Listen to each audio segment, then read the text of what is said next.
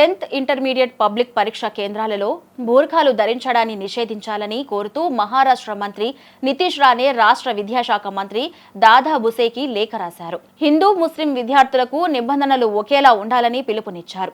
మహారాష్ట్రలోని మహాయుతి ప్రభుత్వం బుజ్జగింపు రాజకీయాలను ఏమాత్రం సహించబోదని స్పష్టం చేశారు. హిజాబ్ లేదా బుర్కా ధరించాలనుకునేవారు ఇంట్లోనే ధరించవచ్చని, పరీక్ష కేంద్రాల్లో ధరించకూడదని నితీష్ రాణే అంటున్నారు.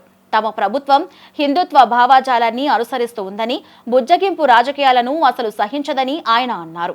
హిందూ విద్యార్థులకు వర్తించే నిబంధనలు ముస్లిం విద్యార్థులకు కూడా వర్తిస్తాయని తేల్చి చెప్పారు. పరీక్ష కేంద్రాల్లో అందరూ ఒకేలా పరీక్షలు రాయాలని రాణే సూచించారు.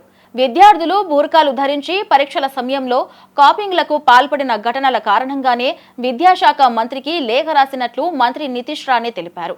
బూర్కా ధరించి మోసం చేయడం, కాపీ కొట్టడం లాంటి సంఘటనలు ఇక్కడ జరగకూడదని అనుకుంటున్నాను.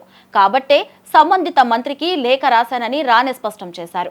విపక్షాలు, ముస్లిం పెద్దలు దీనిపై అభ్యంతరం వ్యక్తం చేస్తున్నారని మీడియా ఆయన్ను ప్రశ్నించగా, భారతదేశంలో బాబాసాహెబ్ అంబేద్కర్ రూపొందించిన రాజ్యాంగం అమలవుతోంది, కానీ షరియా చట్టం కాదన్నారు.